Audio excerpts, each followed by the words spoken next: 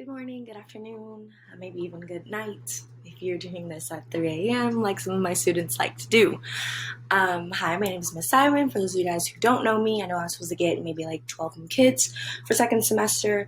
The way my class works is that you're going to watch these Edpuzzle lesson videos, and once you watch the Edpuzzle lesson videos, you'll either have one activity or maybe even two activities to do after the video or maybe even during the video. So this is basically where I pre-record all my lessons, and I get to grade and add comments to your responses so you can kind of see how you're doing in the class, and also just get really good feedback almost immediately. Okay, that's enough about that. So we're going to get into Unit 7, Lesson 1, Cellular Reproduction.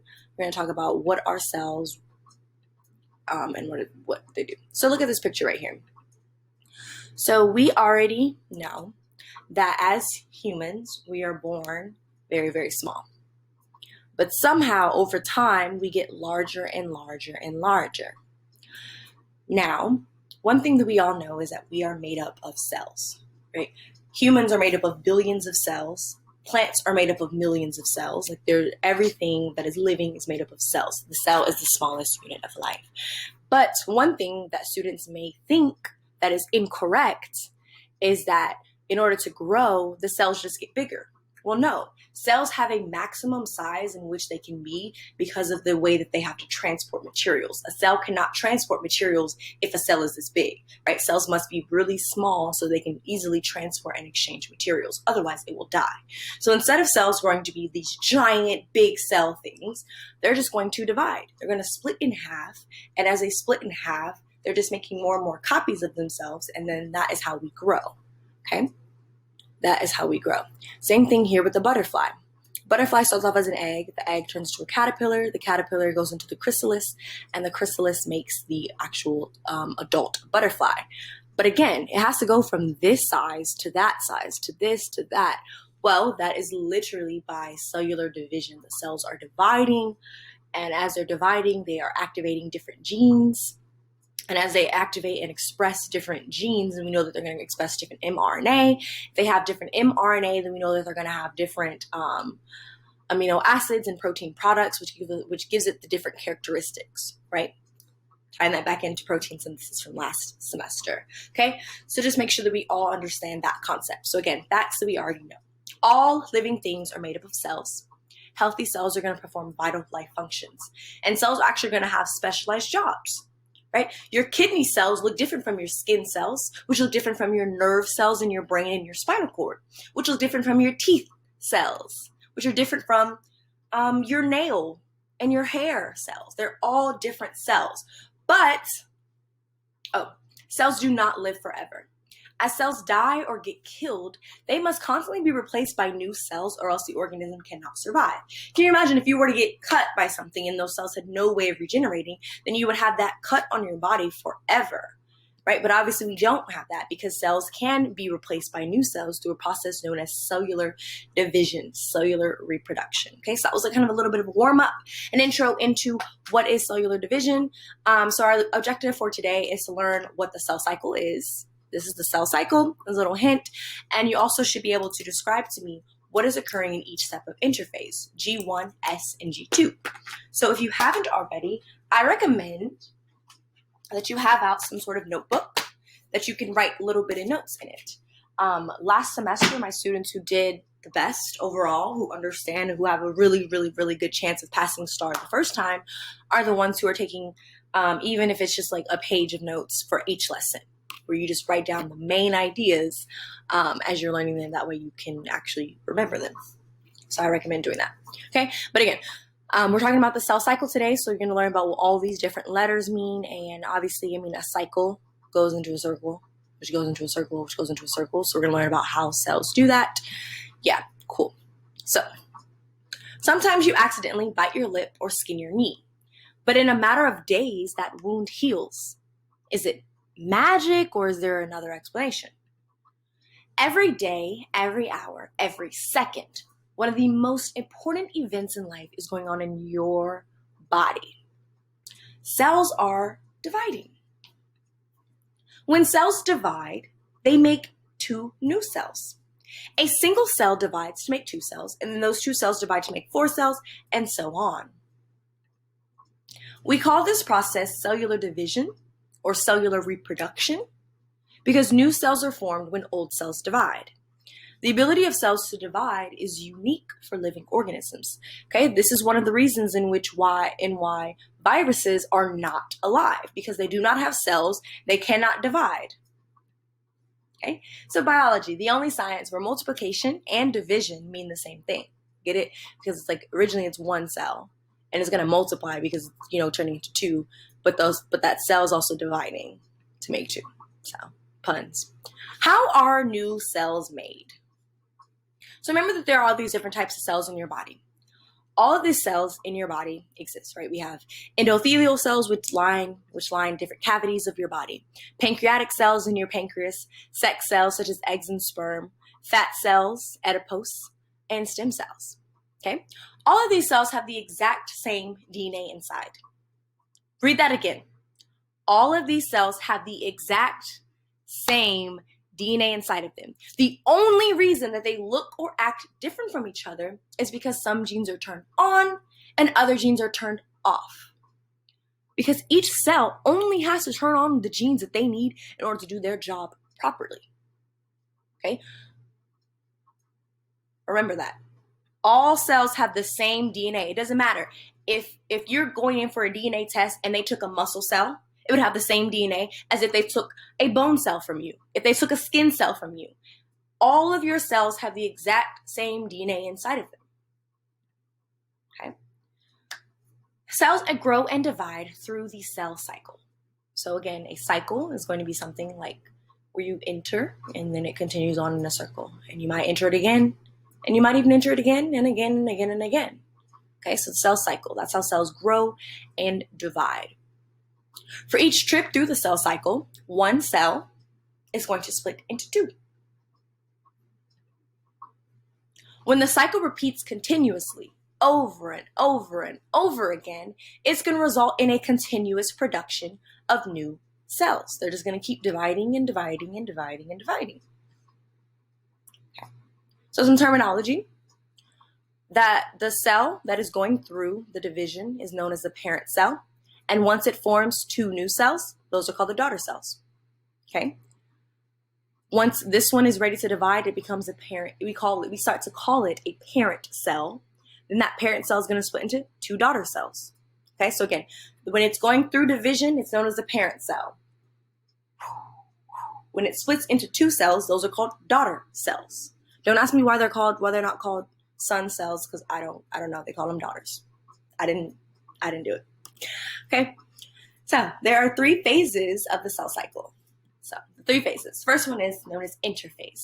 Interphase is where we see cell growth and DNA replication. After interphase ends, then we have what is known as mitosis. You probably have seen this word before, mitosis. Mitosis is the division of the nucleus and of the DNA. And then the third and final phase is known as cytokinesis. Cytokinesis just means division of the cytoplasm. So that's fully splitting into 2 new cells. Okay, so interphase is known as normal growth. This is also where DNA replication occurs so that the cell can divide. Then mitosis is the actual division of the nucleus and of the DNA. Then we have cytokinesis, which is the actual division of the entire cytoplasm and all the organelles. Okay, there's parts within parts. So inside of interphase, there are 3 parts of it. We have G1, S, and then G2. Notice that 1 comes before 2. Okay, 1 comes before 2. It sounds crazy for me to point that out, but yeah. Mitosis has phases known as prophase, metaphase, anaphase, and telophase, PMAT for short. And then cytokinesis is just the final division, which is also known as cytokinesis. Okay? So there are these 3 main phases, but within those phases, there are sub-phases. Okay? So before we get into what those phases do, let's answer some questions. Why do cells divide?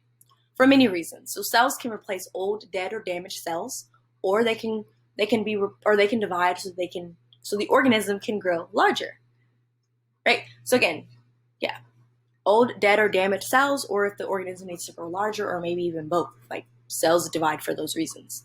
In the human body, so in your body, nearly 2 trillion cells divide every single day. Because, for example, like your blood cells, red blood cells live about 120 days. So every 120 days, every single blood cell in your body gets replaced. They divide and they get replaced, okay? Do all cells in the body do this? No.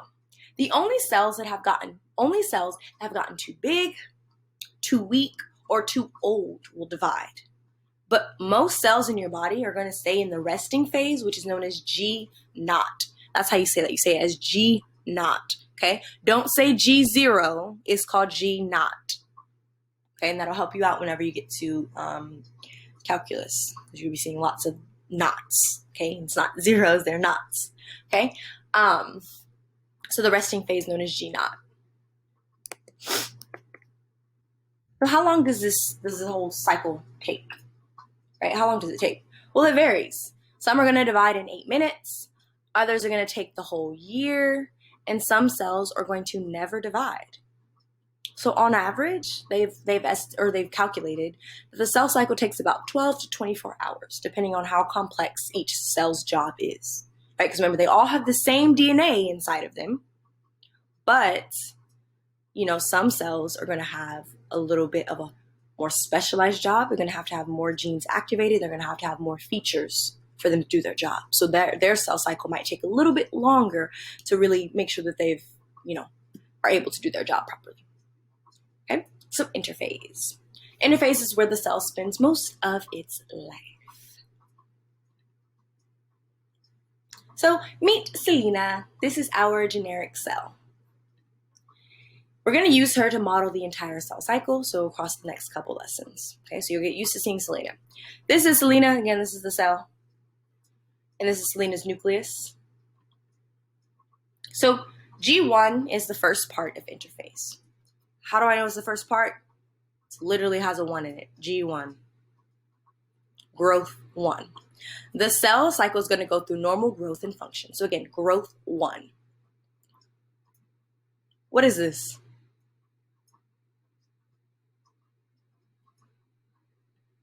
That's a chromosome.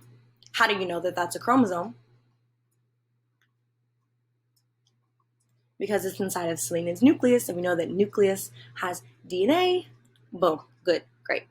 Okay. Remember, most cells are going to exit the cell cycle at this point without ever dividing. Again, that is known as G naught. Okay, so that means they're not dividing. So your nerve cells do not divide.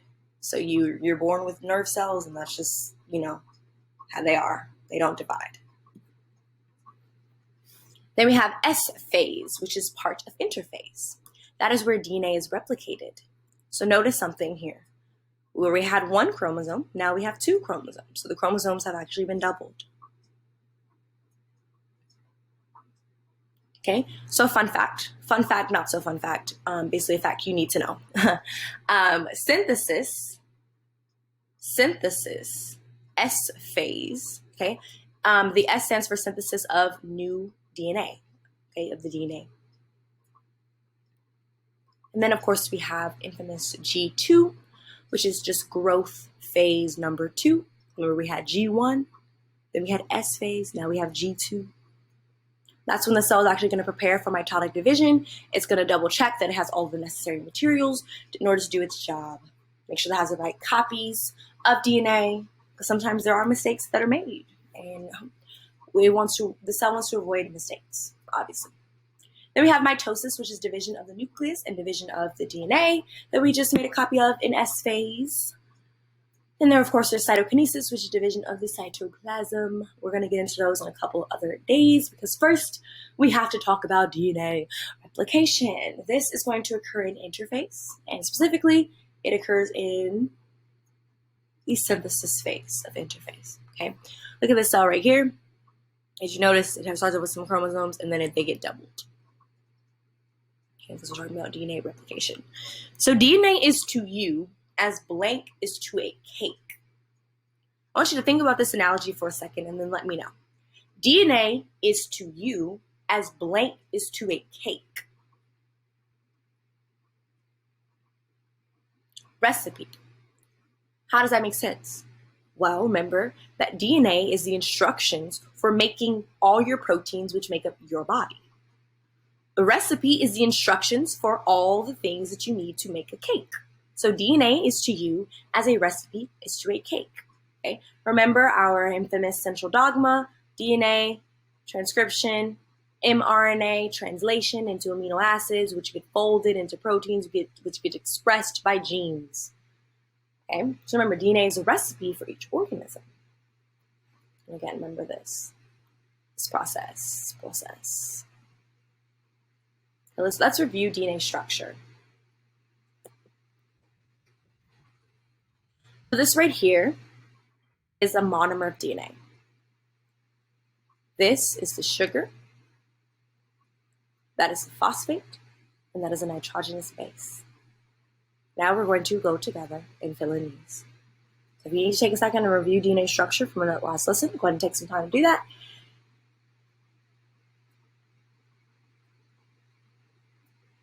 Okay.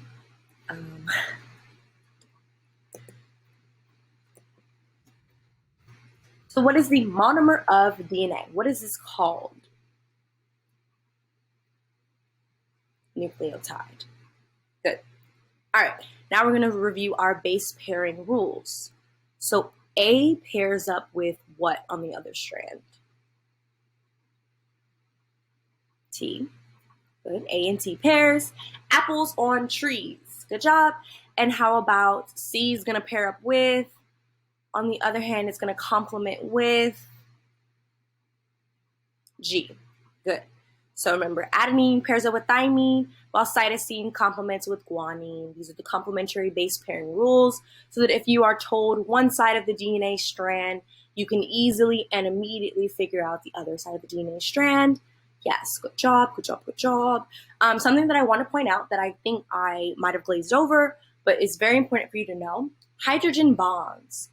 That is what these are. So what holds the two strands of DNA together? Hydrogen bonds. Okay, those are hydrogen bonds. How about this right here? What is the backbone of DNA? What is the twisty part of DNA? What is the backbone of DNA? Made up of what and what? Sugar and phosphate. The sugar and phosphate backbones. Yes. Perfect. So that's DNA structure. So again, hydrogen bonds is what holds the two strands of DNA together. So what do you think would happen if DNA was exposed to a chemical that destroys hydrogen bonds?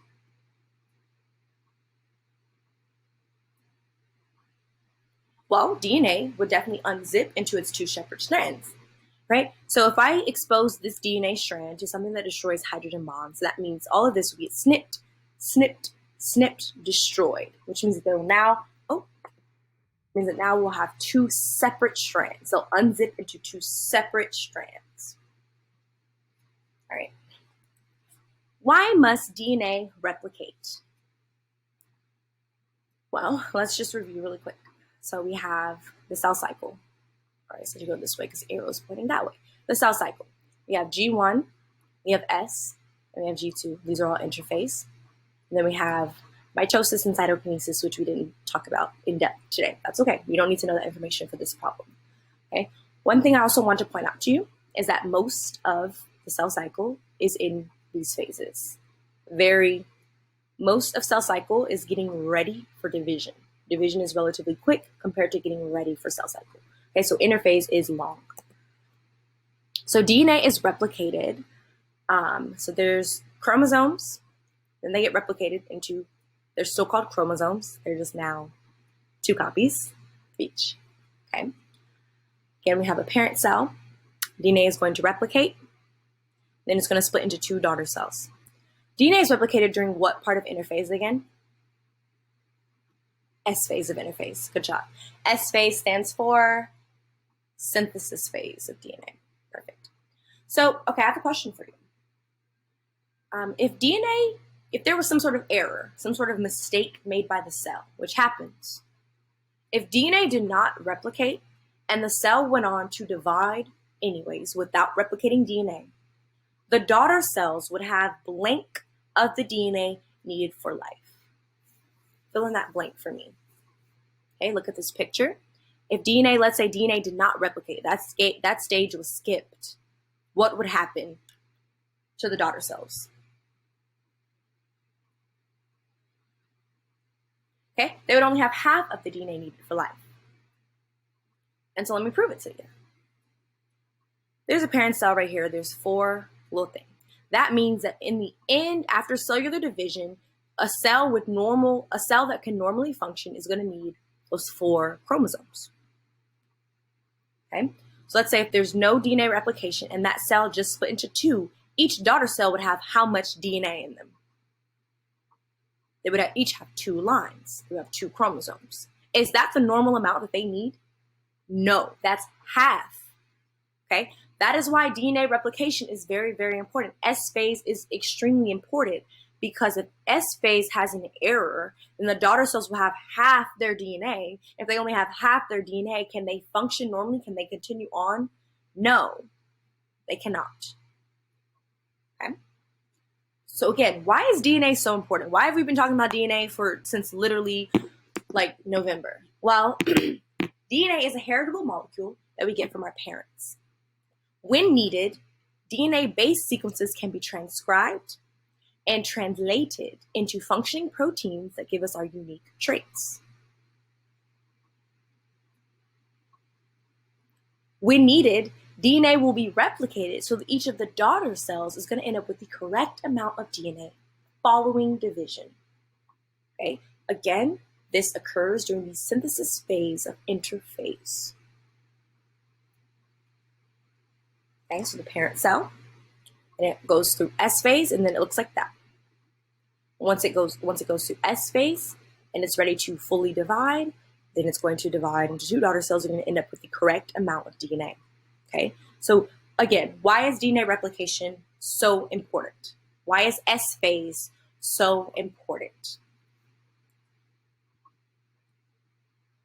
Good job, because it must do what it does. Okay, we're going to watch a short clip.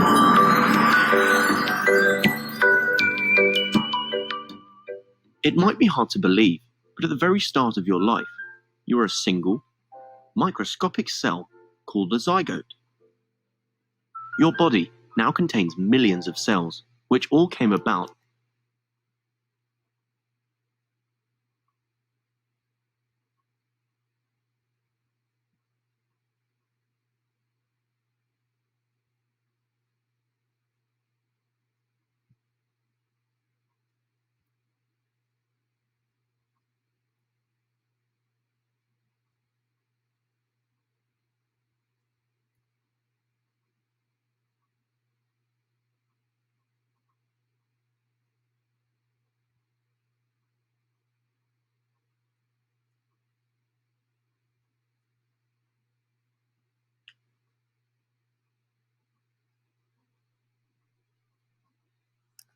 Okay.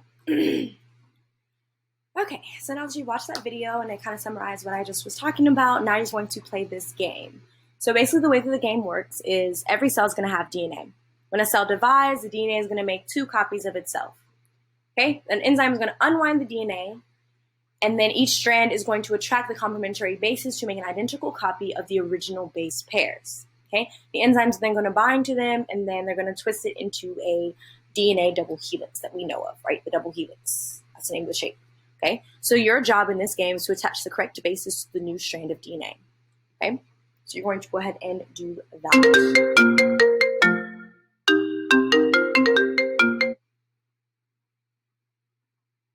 All right, so after playing the game, hopefully everyone kind of knows what DNA replication is like. It's pretty cool. All right, so DNA replication is what is known as semi-conservative. So we're going to learn about what does that mean? What does semi-conservative mean versus conservative or versus non-conservative, okay? So basically, this is how it works, and hopefully this is a very simple picture. So look at this right here. This is a DNA double helix. It's just unwinded, but it's not separated. It's just like in its regular ladder form instead of being twisted up like that. But still the same thing, okay? Still the same thing. It's just instead of being twisted up like that, it's just like this for simplicity viewing, okay? So DNA double helix will unwind into the latter form. That's the latter form using this enzyme known as helicase. Remember, whenever we talked about proteins and enzymes, ASE at the end of a word, so lactase, sucrase, fructase, I don't know if that one's the one, helicase, topoisomerase, those all, you see ASE at the end of a word, that means enzyme, period, okay? So the blank bonds are going to, between the two base pairs will break. That means that each strand of DNA will be separate, and they will serve as a template for new DNA to be created. Okay, what bonds were it that held together the bases? What bonds were that? Hydrogen bonds, good job, okay? After the hydrogen bonds break and the two strands are now completely separated, then that means that the enzyme DNA polymerase, okay, again, there's that ASE, polymerase is going to add the complementary base pairs onto that original. Okay, so now on the original there was a G, the new is going to add a C, the new is going to add a T next to A's, and so forth. Okay, it's going to do that for that side of the DNA, and then also for that side of the DNA. Remember that the dark blue is the original strand of DNA, and the light blue is the new DNA, using complementary base pairing rules. Boom. Okay. At the end, the two DNA double helixes are blank to each other. What are these? Are these identical or non-identical to each other? Identical to each other. Okay. Each is made up of half old and half new. Half new and half old. That is how DNA replication is semi-conservative, because to conserve means to save. Okay, and so this is saved, but half of it is still new. So it's semi-conservative. Okay, let's do some practice questions. Okay, which of the following nitrogen base pairs with cytosine during DNA replication? So what is going to pair up here with it? Good job, guanine, C with G. Perfect. Okay, let's do another question. DNA is also known as blank. Genetic material, deoxyribonucleic acid, a double helix molecule, or all of the above? All of the above. DNA is genetic material, deoxyribonucleic acid, that's what it stands for, and DNA is in the shape of a double helix. The double helix. Perfect. Okay, another question. Which of the following describes DNA replication in eukaryotic cells? So is DNA replication going to be, okay, there we go. Thank you. Perfect. So we have a parental strand, it's pink, and then we have new DNA that is blue. Now, was the parental versus after the first replication cycle, did it turn half blue, half pink, so half new, half old? Was it one that was fully new and one that was fully old? Or was there ones where it was just like new and old inside of the same thing? Like it's not like a new strand and an old strand. It's just like new, old, new, old, new, old. How did DNA replicate? DNA replicates semi-conservatively. So remember that the two pink strands are going to unzip, and then DNA polymerase is going to come in and make a new strand on each of those, which is shown by that blue. Okay, that is different from this model right here. Is essentially saying that this copy just goes over here, and the new one is just made somehow using no template. And then this one right here is saying that, well, we just add in some new randomly throughout, which again is not how it works. DNA replicates semi-conservatively because it unzips into its two separate strands, and then DNA polymerase uses base pairing rules to build the two new strands. So that is why it is that model. So the stages of mitosis is you start off with a cell, then you have two, and then you end up with two separate things. Okay, that's it for the lesson, for today's lesson. I hope you all had a nice time learning about mitosis, and let's get into the rest of our lesson.